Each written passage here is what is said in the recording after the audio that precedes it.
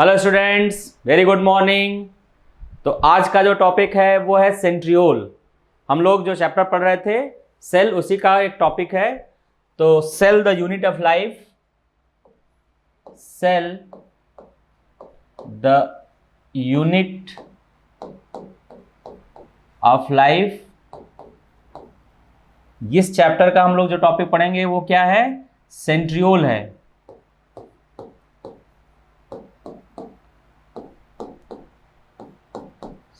Centriole और centrosome पढ़ते हैं हम लोग। So what is centrosome? Centrosome क्या होता है? क्या centrosome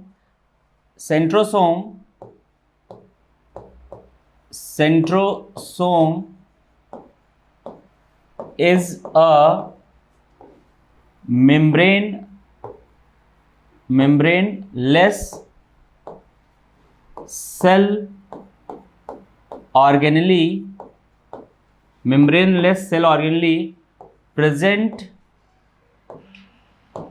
present only in animal cell।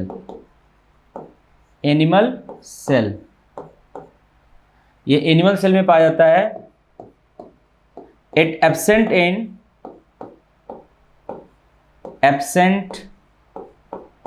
In plant cell. Plant cell में क्या होगा? एब्सेंट होगा। It also absent in prokaryotic cell.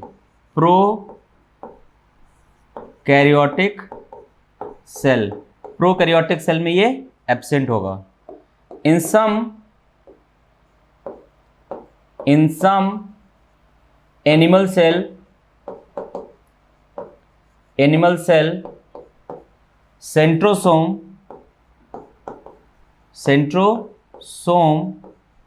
Absent like the mammalian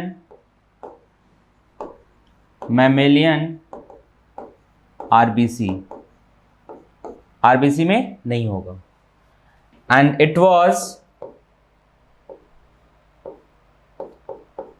was discovered by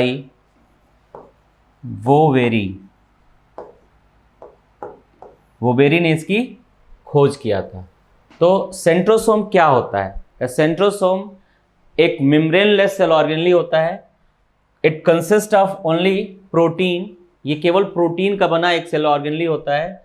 it is a membraneless cell organelle present only in animal cell. It consist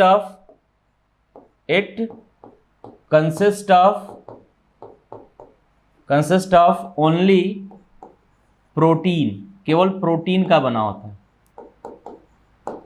किसका बना होता है? It consist of only protein and it absent in plant cell, it absent in prokaryotic cell, in some animal cell it also absent like the mammalian RBC and it was discovered by the Boveri and it present in a cytoplasm. It present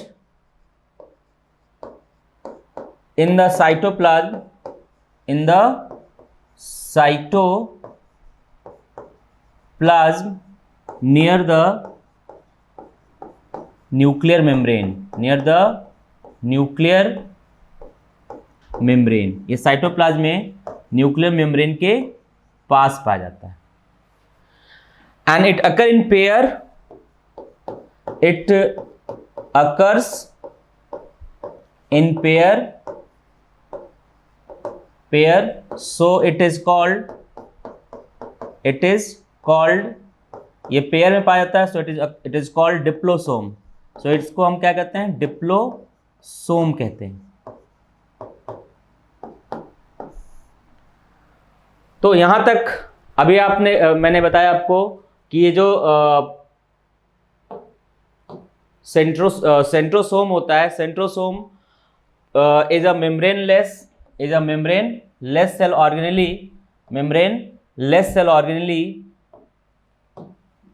organelle present only in animal cell में present होता है, consist of only protein, केवल protein का बना होता है, plant cell में absent होता है, प्रोकैरियोटिक सेल में भी एब्सेंट होता है, कुछ एनिमल सेल में भी एब्सेंट होता है like the mammalian RBC. Boveri ने इसकी खोज किया था एंड इट साइटोप्लाज्म में नियर द न्यूक्लियर मेम्ब्रेन के पास होता है और इसे हम डिप्लोसोम कहते हैं, इसे हम डिप्लोसोम कहते हैं। क्लियर, यहां तक आपको समझ में आया? इसकी जो साइज होती है, यहां तक समझ में आया? अब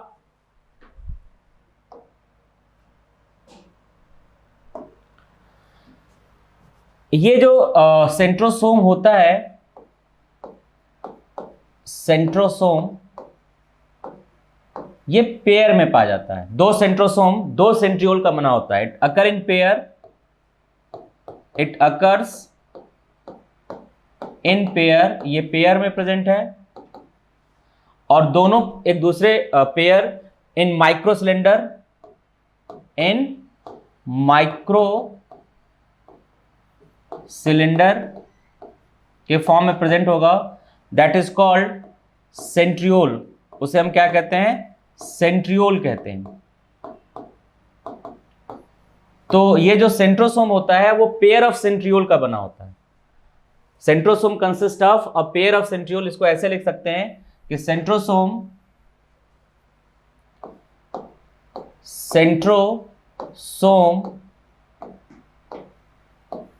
it consists of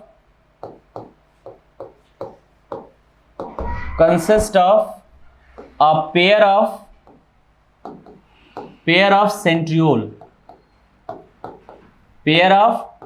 centriole का बना होता है। It consists of a pair of centriole and both the centriole arranged at their right angle। दोनों centriole जो होते हैं and both the centriole arranged at their right angle, arranged at their right angle।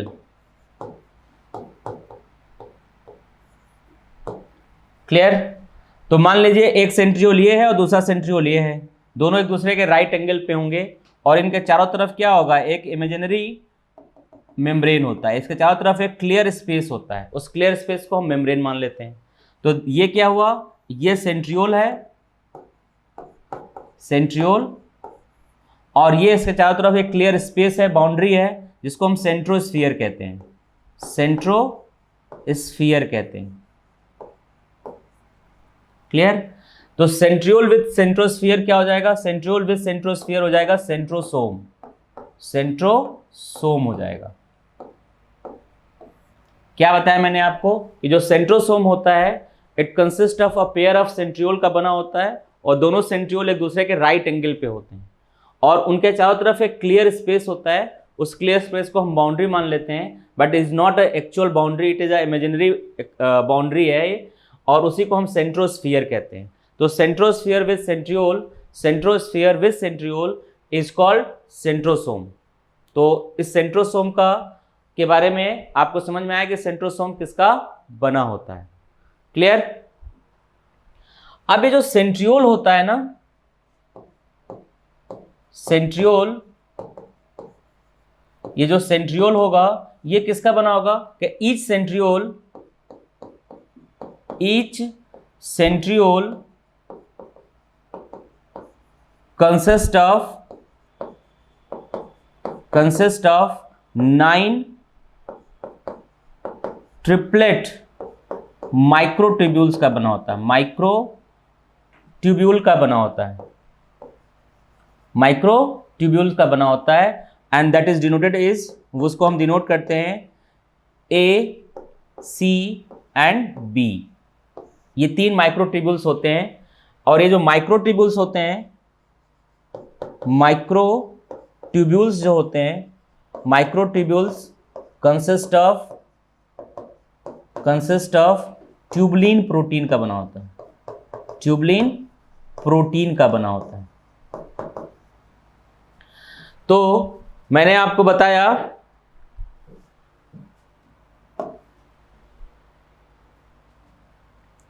क्या बताया मैंने आपको कि ये जो सेंट्रोसोम होता है ये किसका बना होता है, ये बना होता है पेयर ऑफ सेंट्रियोल का बना होता है। और ये जो पेयर ऑफ सेंट्रियोल होता है एक दूसरे के राइट एंगल पे प्रेजेंट होते हैं, इस तरह से एक दूसरे के राइट एंगल में प्रेजेंट होते हैं। और उसके चारों तरफ एक इमेजिनरी स्पेस होता है, इसके चारों तरफ एक क्लियर स्पेस होता है, उसको हम बाउंड्री मान लेते हैं, उस बाउंड्री का नाम है सेंट्रोस्फीयर। तो centriole with centrosphere is called centrosome. अब ये जो ईच सेंट्रियोल होता है, जो ये सेंट्रियोल होता है, ये सेंट्रियोल का किसका बना होता है, each centriole consist of 9 microtubules का बना होता है, 9। और वो जो माइक्रोट्यूब्यूल्स होते हैं वो ट्रिपलेट होते हैं, मतलब 9 ट्रिपलेट माइक्रोट्यूब्यूल्स का बना होता है, और उसे हम ACB कहते हैं। बाहर से अंदर देखेंगे तो सबसे बाहर C होता है, फिर A होता है और B, सबसे बाहर C होता है, फिर B होगा और फिर A होगा। उनका अरेंजमेंट होगा CBA, इस तरह से उनका अरेंजमेंट होता है। और ये जो माइक्रोट्यूब्यूल्स होता है वो किसका बना होता है, it consist of tubulin protein, ये ट्यूबुलिन प्रोटीन का बना होता है। तो ये जो पूरा का पूरा स्ट्रक्चर है ये प्रोटीन का बना होता है। और इसकी अगर आप साइज देखेंगे तो इसकी जो साइज होगी वो 0.3 to 0.5 माइक्रोमीटर इसका डायमीटर होगा, और इसका जो होगा 0.5 to 0.20 इसका डायमीटर है, और ये इसकी लेंथ है। तो ये इसकी साइज है 0.3 to 0.5, 0.3 to 0.5 इसकी लेंथ है, और 0.15 to 0.20 इसका डायमीटर है। तो ये सेंट्रोसोम का ये साइज होता है। अब इसका स्ट्रक्चर समझना आपको कि यहाँ तक को समझ में आ गया आप लोगों को समझ में आ गया होगा कि ये जो सेंट्रियोल होता है, ये centriole a pair of centriole का, ये जो सेंट्रोसोम होता है पेयर ऑफ सेंट्रियोल का बना होता है। अब इसकी एक चीज और बता दें तो साइज बनाते हैं। इसकी जो ओरिजिन होती है, ये ओरिजिन जो होता है कब होता है कि जब इंटरफेज होगा ना, इंटरफेज, तो इंटरफेज के अंदर एक G2 फेज पाया जाता है, तो उसी समय ये रेप्लिकेट करता है। तो एक सेंट्रोसोम से जो दूसरा सेंट्रोसोम बनता है वो कब बनता है, वो बनता है G2 फेज में। कब बनता है, सेल डिवीजन के इंटरफेज के G2 फेज में ये रेप्लिकेट करता है, मतलब एक सेंट्रोसोम से दूसरा सेंट्रोसोम का फॉर्मेशन होता है। क्लियर। अब इसका स्ट्रक्चर क्या होगा थोड़ा यहां समझिएगा ध्यान से। मैंने कहा कि एक सेंट्रियोल जो होता है वो 9 ट्रिपलेट माइक्रोट्यूब्यूल्स का बना होता है, और वो जो 9 ट्रिपलेट माइक्रोट्यूब्यूल्स होते हैं they are arranged in cartwheel manner. जैसे कार्टविल होता है उसी मैनर में क्या होता है, उनका अरेंजमेंट होता है। कैसे अरेंजमेंट होता है वो समझिए कि 9 माइक्रोट्यूब्यूल्स होते हैं और उनका अरेंजमेंट 9+0 मैनर में होता है। तो सपोज करो कि सबसे बाहर वाला जो माइक्रोट्यूब्यूल्स होगा वो होगा C, फिर उसके बाद क्या होगा B, और उसके बाद क्या होगा A। ये क्या है, C, B और A। इस तरह से कितने माइक्रोट्यूब्यूल्स होंगे, इस तरह ये ट्रिपलेट है, और इस तरह के कितने माइक्रोट्यूब्यूल्स होंगे, 9 होंगे। तो इनका अरेंजमेंट ऐसे होगा C, B, A। सेंटर में क्या होगा, एक बड़ा सा हब होगा,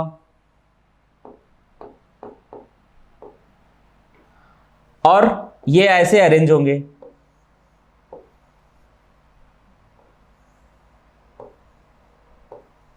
चार, 5, 6, 7, 8, 9। अब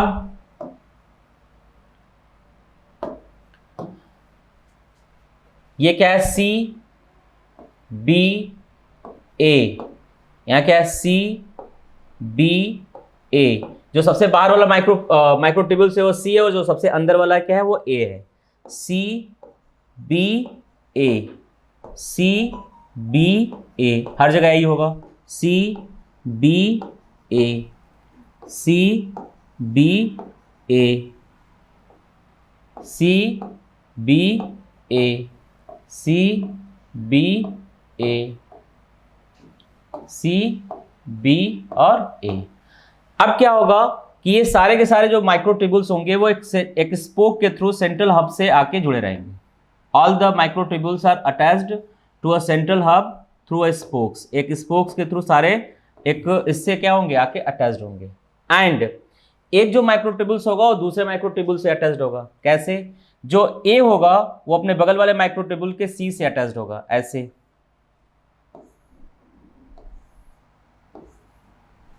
इस तरह का अटैचमेंट होगा।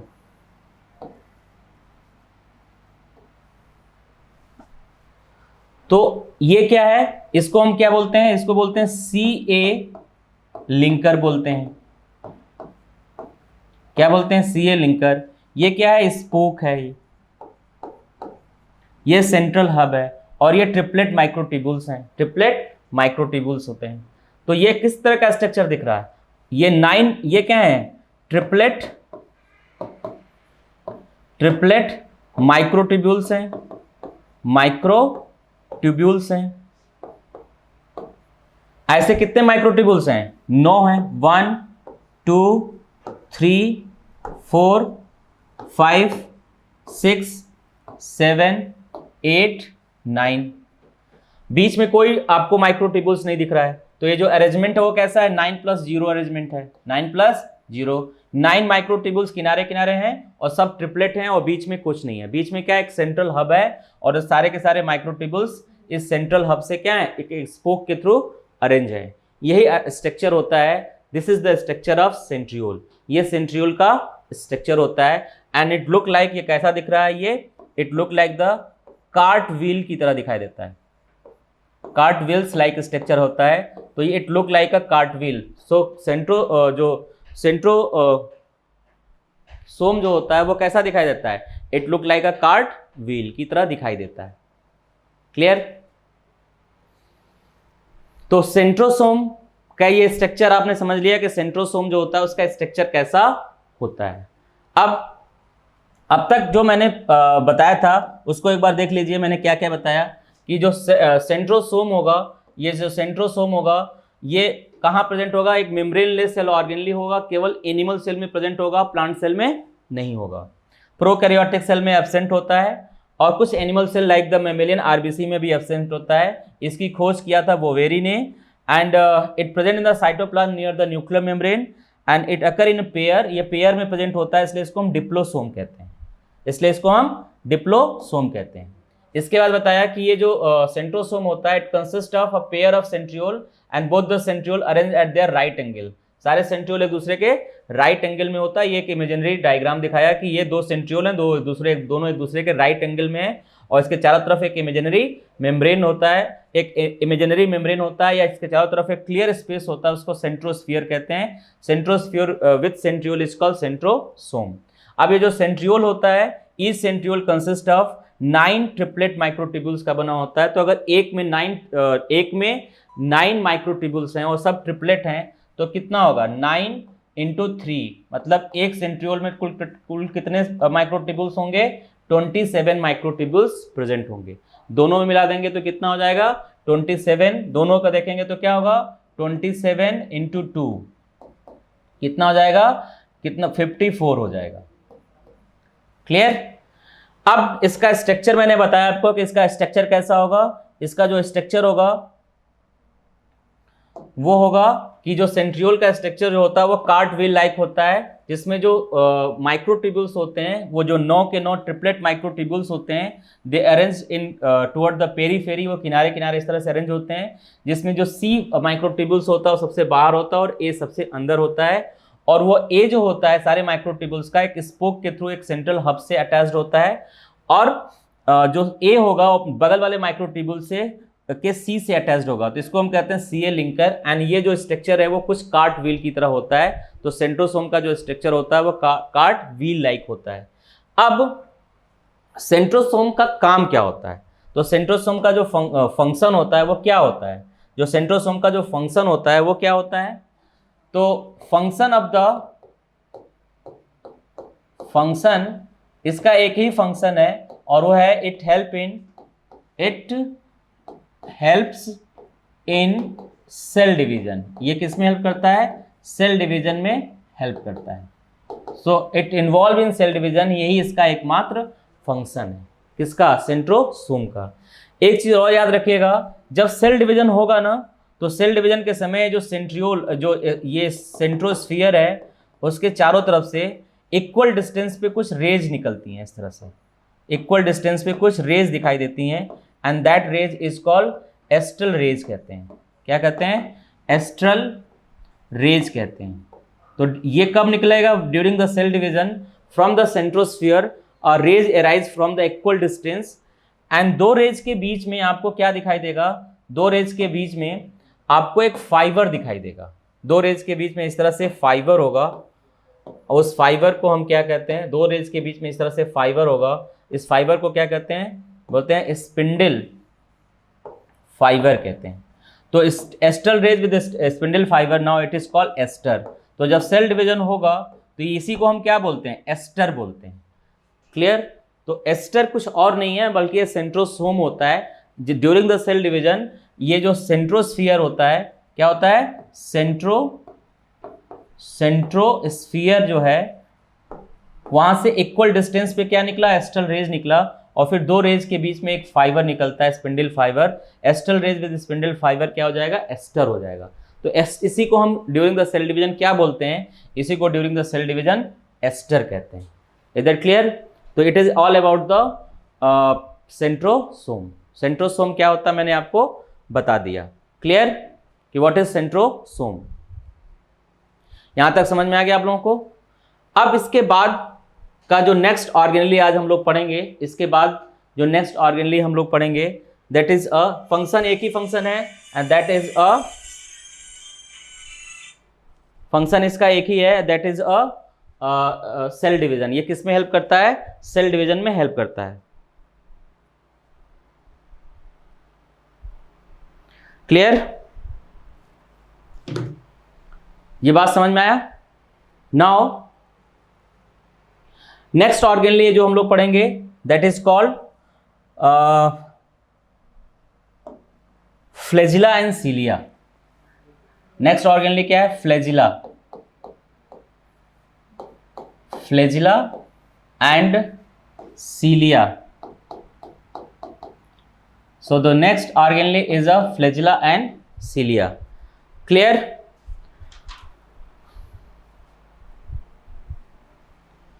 तो what is flagella and सीलिया?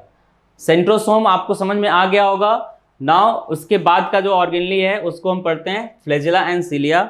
Flagella क्या होता है? अगर आपसे पूछे व्हाट इज फ्लैजिला, तो इसका आंसर होगा फ्लैजिला इज अ साइटोप्लाज्मिक, कहीं कहीं बुक में लिखा होगा प्रोटोप्लाज्मिक एक्सटेंशन होता है। क्या है? एक्सटेंशन है। मतलब ये जो फ्लैजिला है वो एक थ्रेड लाइक स्ट्रक्चर है जिसकी ओरिजिन साइटोप्लाज्म से होती है। इसकी ओरिजिन कहाँ से होती है? जिसकी जो ओरिजिन होती है, it arise from the basal body. कहाँ से ओरिजिन होती है? बेसल बॉडी से होती है। एंड ये जो बेसल बॉडी होता है, it is located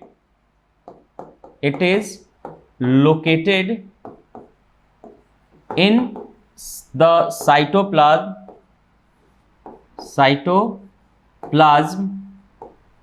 near the just below the located in cytoplasm just below the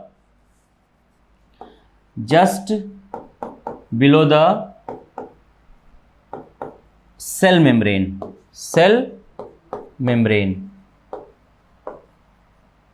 clear?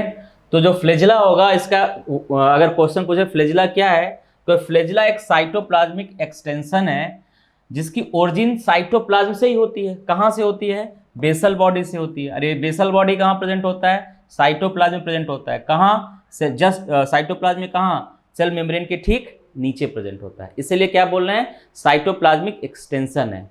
And it is a thread like structure. It is a thread like structure. अगर ये cell है तो अगर मान लो ये cell है तो सपोज करो ये बेसल बॉडी है, इसी बेसल बॉडी से ये फ्लैजिला निकलेगा।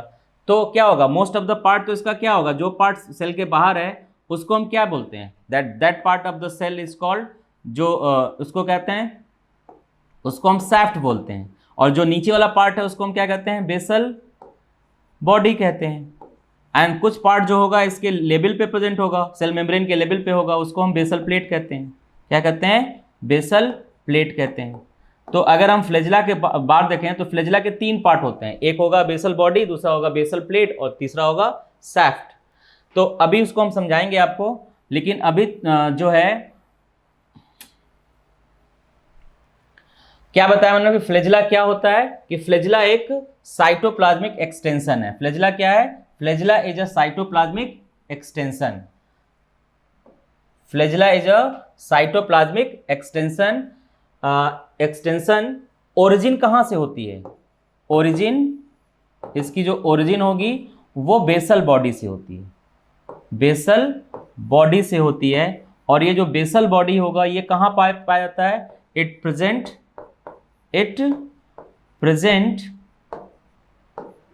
Just below the cell membrane.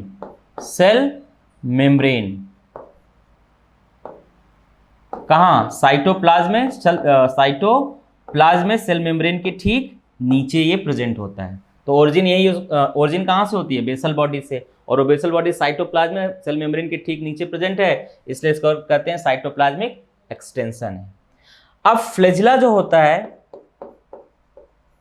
जो फ्लैजिला होगा इसके 3 पार्ट होते हैं, 3 पार्ट होते हैं। एक तो बेसल बॉडी ही होगा, क्या होगा, बेसल बॉडी। दूसरा पार्ट जो होगा वो होगा बेसल प्लेट, क्या होगा, बेसल प्लेट होगा। और जो थर्ड पार्ट जो होगा वो होगा सैफ्ट। और सैफ्ट के 2 पार्ट होते हैं, एक होता है एक्सोनीम और दूसरा जो होता है वो होता है सीथ होता है। क्लियर, स्ट्रक्चर देखेंगे आप तो ये मान लो सेल है, ये बेसल बॉडी है, वहीं से फ्लैजिला की ओरिजिन होती है। क्लियर। सो अभी तक जो बताया मैंने कि फ्लैजिला क्या होता है, तो आप कहेंगे फ्लैजिला एक साइटोप्लाज्मिक एक्सटेंशन है जिसकी ओरिजिन बेसल बॉडी से होती है। एंड वो जो बेसल बॉडी होती है वो साइटोप्लाज्म में सेल मेम्ब्रेन के ठीक नीचे होता है। और एक यूकैरियोटिक फ्लैजिला के 3 पार्ट होते हैं, एक बेसल बॉडी होता है, एक बेसल प्लेट होता है, एक सैफ्ट होता है। बेसल बॉडी जो होता है ये, इसकी अगर लोकेशन देखेंगे तो ये साइटोप्लाज्म में है, ये at the level of cell membrane है, और ये आउटसाइड द सेल मेम्ब्रेन है। मतलब बेसल प्लेट कहाँ प्रेजेंट होगा, ये बेसल प्लेट सेल मेम्ब्रेन के बिल्कुल लेवल पे होगा, और जो सैफ्ट होगा वो आउटसाइड द सेल मेम्ब्रेन होगा।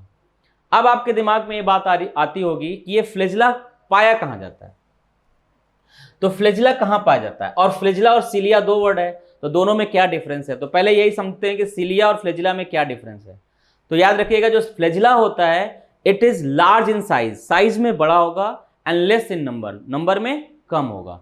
और जो सिलिया होगा लार्ज इन नंबर होगा बट स्मॉल इन साइज होगा। जो सिलिया होता है ना वो बहुत ढेर सारा होता है, लेकिन उसकी साइज जो होती है वो फ्लैजिला से छोटी होती है।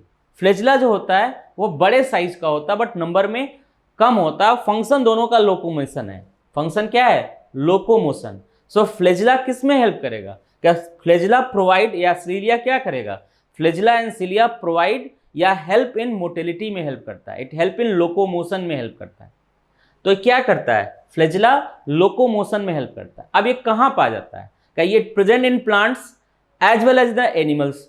लोअर प्लांट्स जो होते हैं जो मोस्टली एक्वेटिक होते हैं, अगर वो क्या करते हैं, they make their some cell which contain flagella. या तो पूरा का पूरा प्लांट ही मोटाइल होगा, इन लोअर प्लांट अगर वो यूनिसेलुलर है तो पूरा का पूरा होल बॉडी उसकी मोटाइल होगी। क्लियर। या वो aquatic plants make some structure in which the motility present. वो एक्वेटिक प्लांट अगर वो मल्टी सेलुलर रहेगा तो कोई एक ऐसा स्ट्रक्चर बनाएगा जिसके अंदर मोटिलिटी होगी। फॉर एग्जाम्पल्स स्पोर बनता है और उस स्पोर के अंदर फ्लैजिला प्रेजेंट होता है, उसको जू स्पोर कहते हैं, जिसको आपने एल्गी में पढ़ा होगा, फंजाई में भी पढ़ा होगा। They have a flagella which provide motility. Bryophyta में जो स्पोर्स बनते हैं उसके अंदर मोटिलिटी होती है। जो टेरोडोफाइटा जो स्पॉन्स बनते हैं उसके अंदर मोटिलिटी होती है। तो क्या मैंने बताया कि ये कहाँ प्रेजेंट होता है? It present in a plants, animals. Animal में लोअर एनिमल्स, लोअर प्लांट्स, किसी भी हायर प्लांट में मोटिलिटी नहीं होती है, ठीक। लेकिन जो लोअर प्लांट्स होते हैं, स्पेशली जो एल्गी होगा, ब्रायोफाइटा होगा, टेरोडोफाइटा तक आपको मोटिलिटी मिलती है। It not present in a whole plant, ये पूरे प्लांट में नहीं मिलता है, but the plant makes some special structure which has a motility. कुछ प्लांट ऐसे भी होंगे जो यूनिसेलुलर होते हैं and motility present in their whole body, उसकी पूरी बॉडी में प्रेजेंट होता है। Similarly in lower animals, especially the invertebrates, some cell present where the motility present. Clear? It also present motility also present in prokaryote. So flagella जो होगा वो prokaryote में भी होगा और eukaryote में भी होगा। लेकिन जो prokaryotic flagella होता है और जो eukaryotic flagella होता है वो स्ट्रक्चर में और कंपोजिशन में बिल्कुल डिफरेंट होता है, बट फंक्शन में सेम होता है। फ्लैजिला जो होगा, flagella and cilia present both in prokaryote as well as eukaryote, but the flagella present in prokaryote is structurally and composition में बिल्कुल क्या होंगे? डिफरेंट होंगे, बट फंक्शनली सिमिलर होगा। फ्लैजिला कहीं भी होगा तो उसका एक ही काम होगा and it will provide the motility. Flagella कहीं भी होगा तो उसका एक ही काम होगा कि मोटिलिटी प्रोवाइड करेगा, ठीक। लेकिन उसका जो स्ट्रक्चर और कंपोजिशन है वो प्रोकैरियोट और यूकैरियोट में डिफरेंट है। प्रोकैरियोट में जो फ्लैजिला होता है वो फ्लैजिलिन प्रोटीन का बना होता है। जो प्रोकैरियोटिक फ्लैजिला होगा, प्रोकैरियोटिक फ्लैजिला जो होता है, flagella, it consist of flagellin protein, flagellin protein का बना होता है। और जो यूकैरियोटिक फ्लैजिला होता है वो ट्यूबुलिन प्रोटीन का बना होता है। It consist of tubulin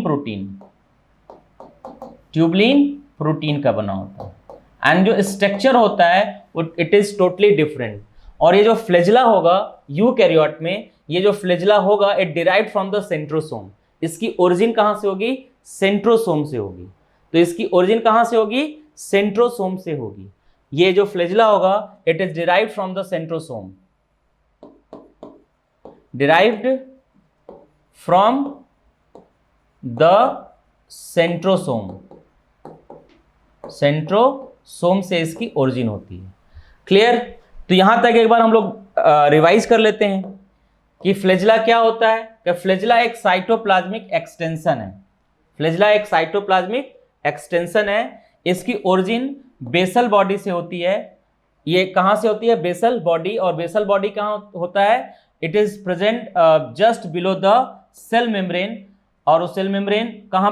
just below the cell membrane, मतलब साइटोप्लाज्म में सेल मेम्ब्रेन के ठीक नीचे प्रेजेंट होता है। ये मान लीजिए बेसल बॉडी है और ये सेल मेम्ब्रेन है। तो ये फ्लैजिला की ओरिजिन यहीं से होती है, ठीक। एक फ्लैजिला, यूकैरियोटिक फ्लैजिला के 3 पार्ट होते हैं। एक बेसल बॉडी होता है, एक बेसल प्लेट होता है, एक सैफ्ट होता है। जो बेसल बॉडी होता है तो साइटोप्लाज्म में होता है, और ये बेसल प्लेट जो होता है ये at the level of cell membrane होता है, और ये आउटसाइड द सेल मेम्ब्रेन होता है। इसके भी 2 पार्ट होते हैं। एक सेंट्रल एक्सिस होता है जिसको एक्सोनिम कहते हैं, उसके चारों तरफ एक कवर होता है, इसको शीथ कहते हैं। क्लियर? प्रोकैरियोटिक जो फ्लैजिला होता है वो यूकैरियोटिक फ्लैजिला से बिल्कुल डिफरेंट होता है। प्रोकैरियोटिक फ्लैजिला जो होता है वो फ्लैजिलिन प्रोटीन का बना होता है, और यूकैरियोटिक फ्लैजिला जो होता है वो ट्यूबुलिन प्रोटीन का बना होता है। प्रोकैरियोटिक फ्लैजिला में 9+2 का अरेंजमेंट क्या होता है? 9+2 अरेंजमेंट एब्सेंट होता है। मतलब यहाँ क्या होता है? यहाँ आपको क्या मिलेगा? 9+2 जो अरेंजमेंट है, 9+2 जो अरेंजमेंट है वो क्या है? प्रेजेंट है। क्या है? प्रेजेंट है, जो कि प्रोकैरियोटिक फ्लैजिला में एब्सेंट होता है। अब इसका हम लोग स्ट्रक्चर समझते हैं कि इसका क्या स्ट्रक्चर होगा। तो इसको देखिए ध्यान से कि अभी आपने कहा कि जो फ्लैजिला होगा, फ्लैजिला, ये फ्लैजिला, इस फ्लैजिला में 9+2 का अरेंजमेंट होगा। 9+2 का अरेंजमेंट होगा, मतलब इसके अंदर 11 फाइब्रिल्स होंगे, 11 फाइब्रिल्स होंगे, 11 फाइब्रिल्स होंगे, जिसमें से 9 फाइब्रिल्स जो होंगे, 9 फाइब्रिल्स डबलेट होते हैं एंड 2 जो होते हैं, 2 फाइब्रिल्स ऐसे होते हैं जो सिंगलेट होंगे। और ये जो फ्लैजिला होगा इसके 3 पार्ट होगा, 3 पार्ट होंगे इसके अंदर। एक इसके अंदर बेसल बॉडी होगा, बेसल बॉडी होगा, दूसरा इसके अंदर बेसल प्लेट होगा, बेसल प्लेट होगा, और थर्ड इसके अंदर सैफ्ट होगा। इसके अंदर क्या होगा? सैफ्ट। और सैफ्ट के अंदर 2 पार्ट होगा, एक इसके अंदर एक्सो नीम होगा और दूसरा इसके अंदर सीथ होगा। अब इसको समझिए कि ये जो बेसल बॉडी होता है ये derived from centrosome and present in the cytoplasm में प्रेजेंट है। सो यहां अगर आप देखेंगे तो 9+0 का अरेंजमेंट दिखाई देगा। और ये जो बेसल प्लेट होता है it present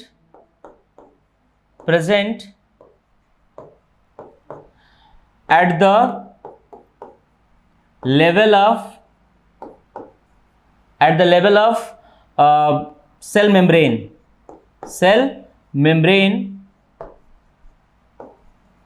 and it has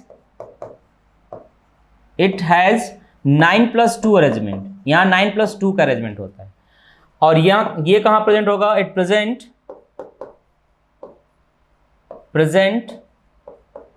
above the cell membrane।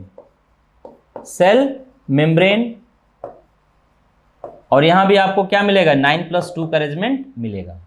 मतलब जो फ्लैजिला होगा इसके 3 पार्ट होते हैं, फ्लैजिला के 3 पार्ट होते हैं। और वो 3 पार्ट कौन कौन से होते हैं?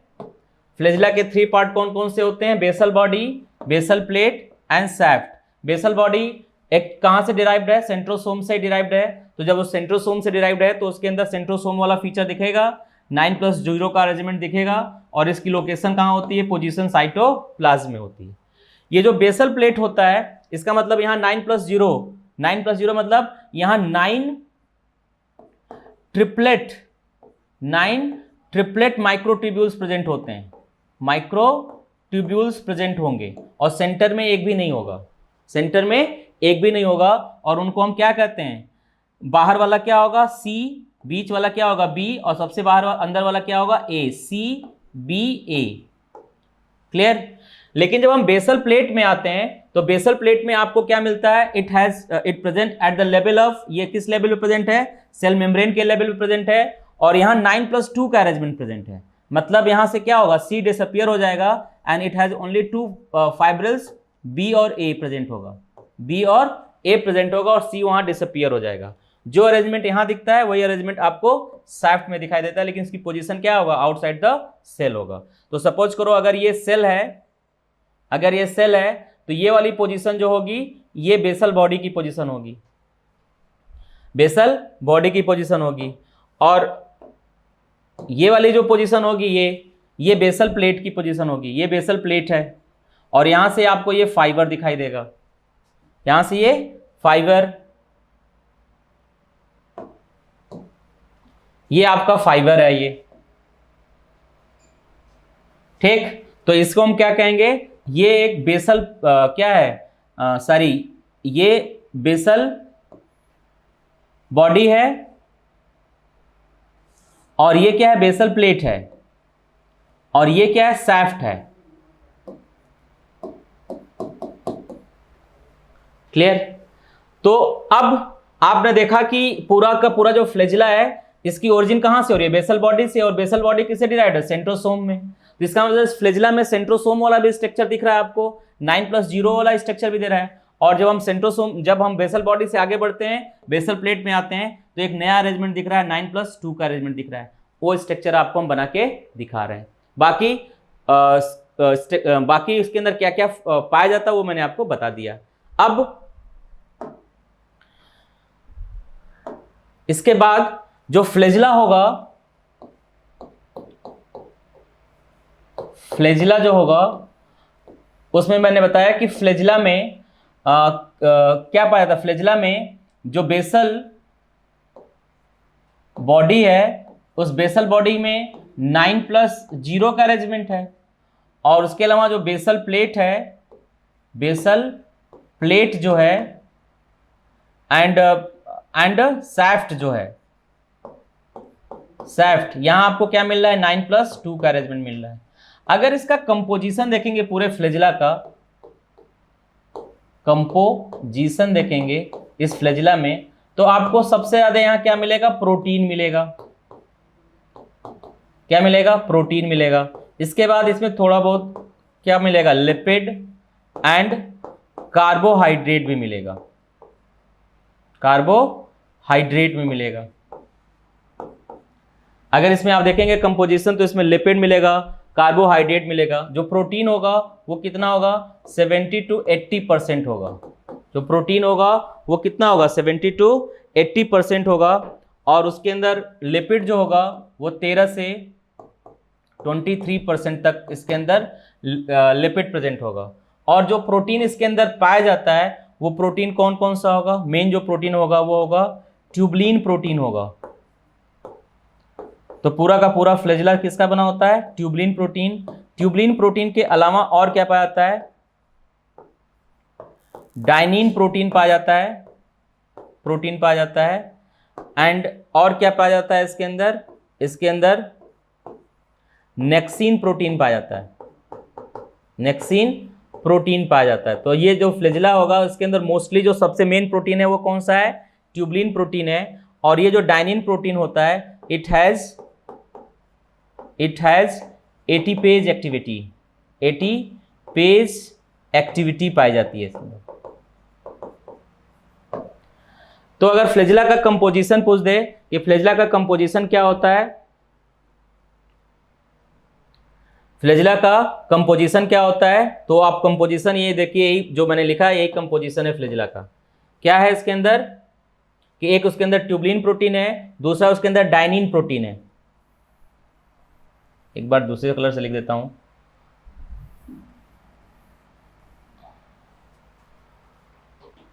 प्रोटीन में कौन कौन सा प्रोटीन है, पहला है ट्यूबलिन प्रोटीन, ट्यूबलिन प्रोटीन है। जो दूसरा प्रोटीन है वो है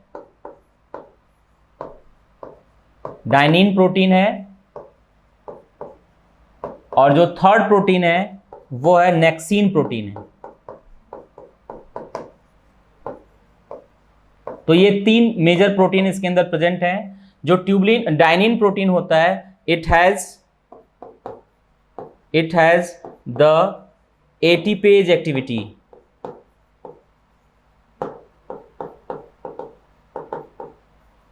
इसमें एटीपेज एक्टिविटी पाया जाता है।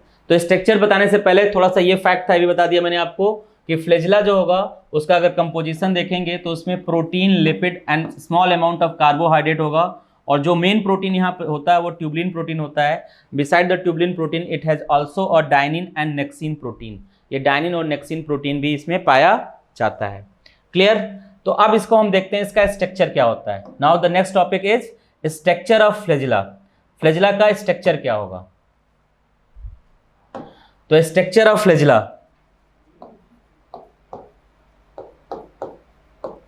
Structure of flagella,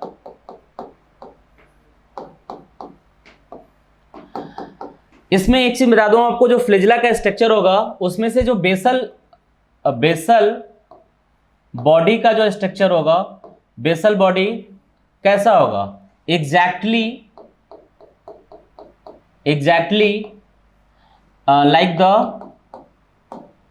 like the centrosome होगा, सेंट्रोसोम होगा, बिल्कुल सेंट्रोसोम की तरह दिखेगा। मतलब यहां आपको 9 प्लस 0 का अरेंजमेंट दिखाई देगा। जो सेंट्रोसोम का स्ट्रक्चर अभी मैंने आपको बनाया था वही स्ट्रक्चर यहाँ मिलेगा, 9 प्लस 0 का अरेंजमेंट होगा। ऐसे 9 माइक्रोट्यूब्यूल्स जो होंगे किनारे किनारे होंगे, ऐसे 9 माइक्रोट्यूब्यूल्स किनारे किनारे होंगे।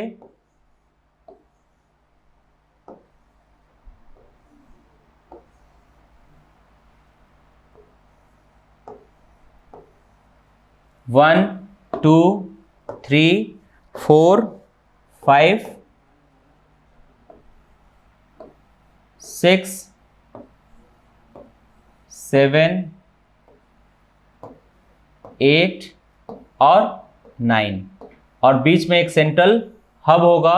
ये सारे के सारे माइक्रो ट्यूब्यूल्स जो होंगे, जो ट्रिपलेट हैं, वो एक सेंट्रल हब से क्या होंगे, ऐसे अटैच्ड होंगे,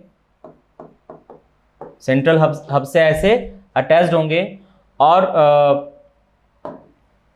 इसमें ये जो माइक्रोट्यूब्यूल्स हैं इनका ओरिएंटेशन होगा सबसे बाहर CBA, और जो CBA और जो C होगा वो बगल वाले के क्या होगा, A से क्या होगा, अटैच्ड होगा। CBA इस तरह से अटैचमेंट दिखेगा आपको, CBA CBA CBA CBA CBA CBA इस तरह का अटैचमेंट होगा। ये आपको बेसल बॉडी में सेंट्रोसोम का स्ट्रक्चर बताया था कि सेंट्रल हब होगा, एक ट्रिपलेट माइक्रोट्यूब्यूल्स होंगे, और ये अरेंजमेंट कैसा है, 9 प्लस 0 का अरेंजमेंट है।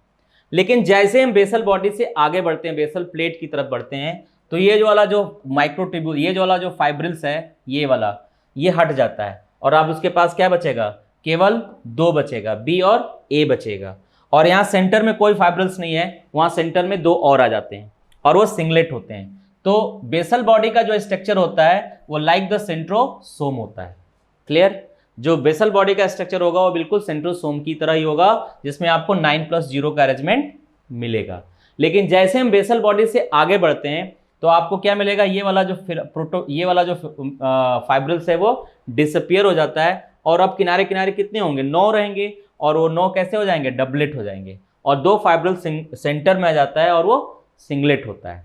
क्लियर?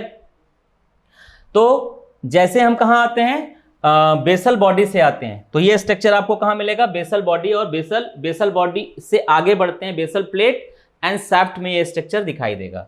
तो ये देखिए, ये 2 सेंटर में 2 फाइब्रिल्स हैं, इसको एक कहते हैं C1 और दूसरा क्या है, C2। ये दोनों क्या होते हैं, एक ब्रिज से आपस में कनेक्ट हैं। इसके चारों तरफ क्या मिलेगा, एक सेंट्रल शीथ मिलेगा, ऐसे सेंट्रल शीथ मिलेगा। क्लियर? ऐसे आपको एक सेंट्रल शीथ मिलेगा।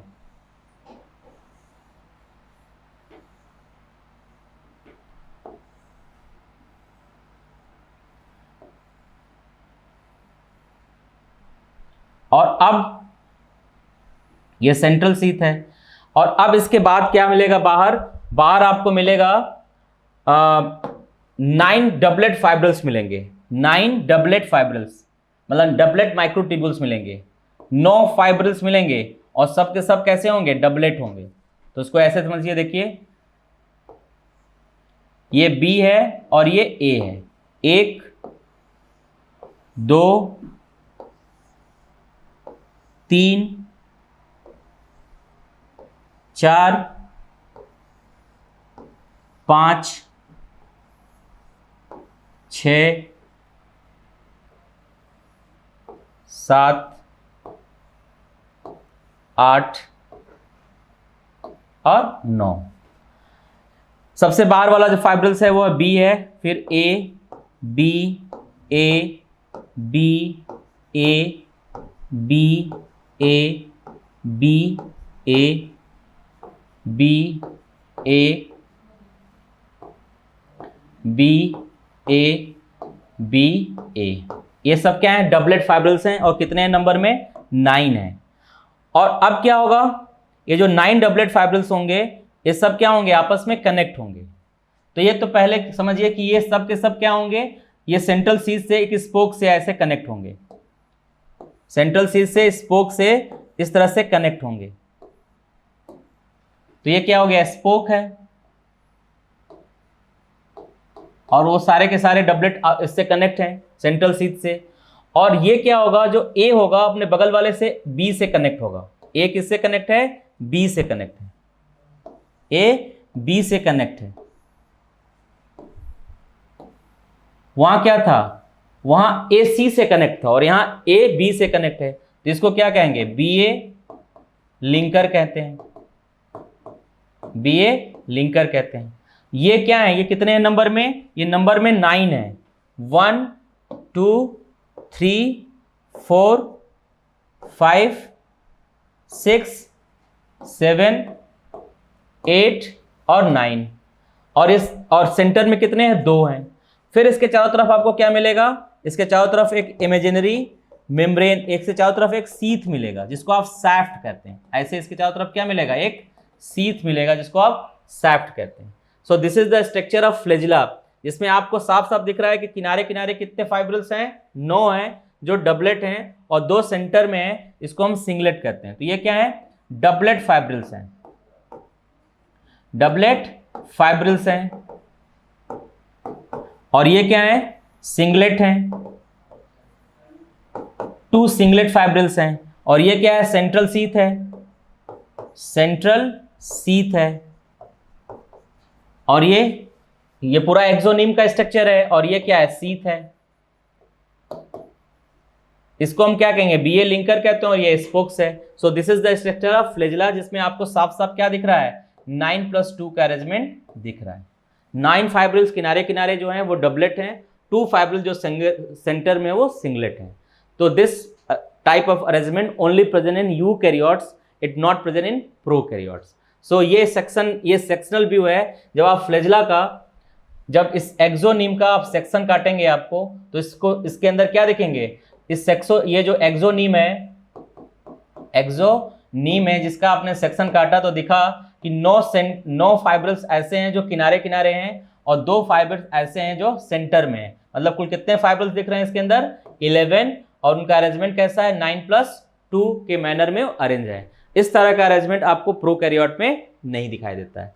So this is the structure of flagella in eukaryotes.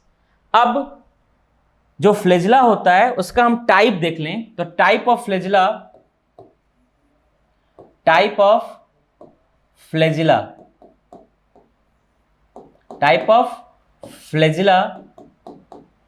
तो फ्लैजिला 2 तरह का होता है। एक फ्लैजिला होता है जिसको हम टिंसेल कहते हैं, टिंसेल फ्लैजिला होगा। और एक फ्लैजिला ऐसा होता है जिसको हम विप्लेस कहते हैं। क्या कहते हैं, विप्लेस एंड टिंसेल। अब अगर मान लो कोई फ्लैजिला ऐसा है जिसमें ये एक्सोनीम है, और एक्सोनीम के ऊपर एक कवर है, ऐसे शीथ का कवर है, क्लियर। तो axoneme is covered by a sheath से कवर्ड हो गया है, तो इसको क्या कहेंगे, इसको कहेंगे विप्लेस। क्या कहेंगे, विप्लेस कहेंगे, क्लियर। अब ये विप्लेस फ्लैजिला है, और पूरा का पूरा सेंट्रल ये जो एक्सोनीम है, एक्सोनीम जो है, इस एक्सोनीम को क्या किया है, कवर कर लिया है। तो इंड कैसा हो गया, ब्लंट हो गया। तो क्या कहेंगे, विप्लेस फ्लैजिला विथ ब्लंट इंड कहेंगे, ब्लंट इंड कहेंगे। लेकिन ऐसा भी हो सकता है कि एक्सोनीम है और एक्सोनीम को ये शीथ कवर करे और छोटा सा पीस छूट जाए, तो इसको क्या बोलेंगे, इसको बोलेंगे इंड पीस। तो इसको, इस फ्लैजिला को क्या बोलेंगे, इसको बोलेंगे whiplash flagella, whiplash flagella with end piece बोलेंगे, विथ इंड पीस बोलेंगे।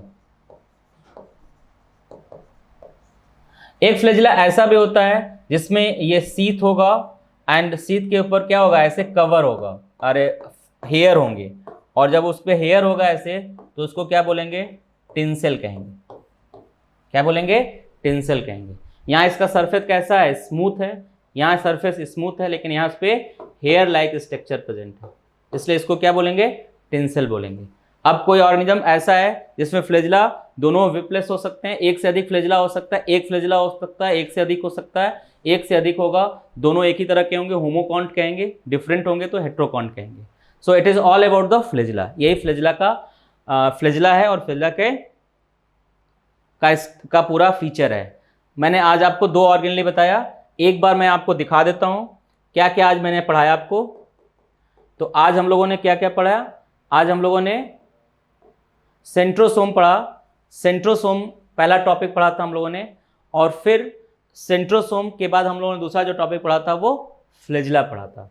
तो सेंट्रोसोम, इसके बाद ये सेंट्रोसोम के सारे फीचर हैं, सेंट्रोसोम का स्ट्रक्चर है, और इसका जो फंक्शन होता है वो सेल डिवीजन होता है। इसी सेंट्रोसोम को हम एस्टल रेज कहते हैं, एस्टल रेज कहते हैं ड्यूरिंग द सेल डिवीजन। इसके बाद नेक्स्ट टॉपिक हम लोगों ने पढ़ा फ्लैजिला। फ्लैजिला प्रोकैरियोट यूकैरियोट दोनों जगह पाया जाता है। लोअर यूकैरियोट में lower plants and lower animals में पाया जाता है, लेकिन प्रोकैरियोटिक फ्लैजिला यूकैरियोटिक फ्लैजिला से डिफरेंट होता है। फंक्शन उसका लोकोमोशन होता है, मोटिलिटी में हेल्प करता है। फ्लैजिला और सिलिया में डिफरेंस होता है कि फ्लैजिला जो होता है वो नंबर में कम होता है और साइज में बड़ा होता है। सिलिया जो होता है नंबर में ज़्यादा होता है और साइज में छोटा होता है। बाकी ये सारे फीचर हैं उसके, ठीक। ये सारा मैंने आपको डिटेल में बता दिया। तो आज का जो टॉपिक है वो कंप्लीट हो गया, और आई होप कि आपको ये टॉपिक समझ में आया होगा। क्लियर? Thank you.